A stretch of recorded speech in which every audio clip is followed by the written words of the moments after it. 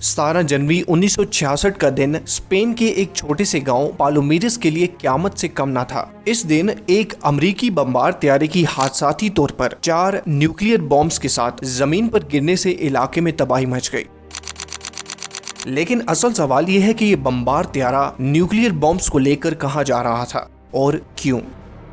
Individual deaths were horrifying between Soviet and American tanks under the World War II Four Powers Agreement in the jittery context of the Cold War.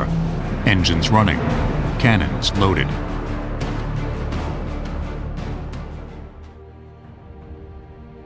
उन्नीस 1960 की दिहाई में सर्द जंग यानी कि cold war का माहौल था और अमेरिका और सोवियत यूनियन के दरमियान जोरी हथियारों की दौड़ अरूज पर थी। अमेरिका ने अपने जोरी हथियारों की तैयारी और इनकी हिफाजत के लिए मुख्तलिफ स्ट्रेटजीज अपनाई थी और इनमें से एक क्रोम डोम नामी ऑपरेशन भी था, जिसके तहत जोरी हथियारों से लैस B-52 बमबार तैयारे मुस्तकिल तौर पर फिजा में मौजूद रहते थे ताकि किसी भी मुमकिन सोवियत हमले का फौरी तौर पर जवाब दिया जा सके। इन तैयारों को दौरान परवाज ईंधन की फराहमी के लिए खसूसी टैंकर तैयारों की मदद ली जाती थी।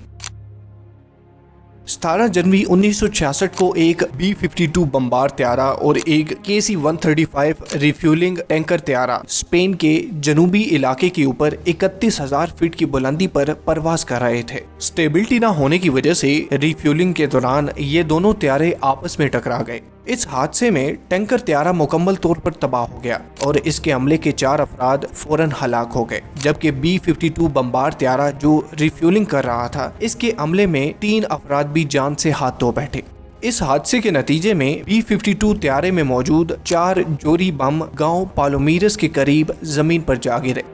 इनमें से 2 बॉम्ब्स जमीन से टकराते ही फट पड़े, जिससे रेडियो एक्टिव प्लूटोनियम हवा में फैल गया, जबकि तीसरा बॉम्ब एक खुश्क नदी में मुकम्मल हालत में जा गिरा, जबकि चौथा बॉम्ब समुद्र में जा गिरा और गायब हो गया।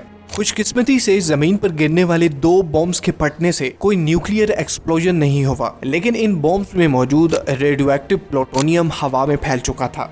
मकामी बाशिंदों ने आसमान से गिरते हुए बॉम्ब्स को देखा और शदीद खौफ के मारे अपने घरों से बाहर निकल आए।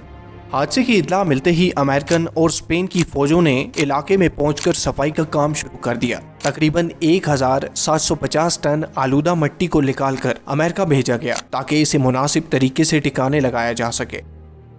मकामी बाशिंदों की सेहत की निगरानी और इलाके की सफाई के लिए दोनों ममालिक ने मुश्तरका इक़दामात किए, जबकि समुद्र में गिरने वाले चौथे बम की तलाश के लिए एक बड़ा बहरी ऑपरेशन शुरू किया गया, जिसमें 33 बहरी जहाज और जदीद तरीन आलात का इस्तेमाल किया गया। मकामी माहिगीर और दीगर ऑर्गेनाइजेशंस की मदद के साथ 80 दिन की रिसर्च के बाद ये बॉम्ब समुद्र की 870 मीटर गहराई से दरियाफ्त किया गया। इस बॉम्ब की रिकवरी के बाद पालोमीरस गांव के इलाके में रेडिएशन की सतह में कमी आई और मकामी बाशिंदों को रिलीफ मिला। हादसे के बाद इलाके में रेडिएशन की मौजूदगी की वजह से मकामी बाशिंदों में सेहत के मसाइल बढ़े। बादअज़ां अमरीकी और स्पेन हुकूमतों ने इलाके की मुकम्मल सफाई और मिट्टी की नकासी के लिए दीगर मुआहदे भी किए, लेकिन अमली इक़दामात में ताख़ीर की वजह से मकामी लोगों की परेशानियों का सिलसिला जारी रहा। पालोमीरस हादसा एक याद दहानी है कि जोरी हथियारों की हिफाजत और इनके हादसात के मुमकिन असरात कितने संगीन हो सकते हैं। इस हादसे ने आलमी सतह पर जोरी हथियारों की हिफाजत के निज़ामों की जांच पड़ताल और बेहतरी की ज़रूरत को उजागर किया ताकि मुस्तक़बिल में ऐसे हादसात से बचा जा सके।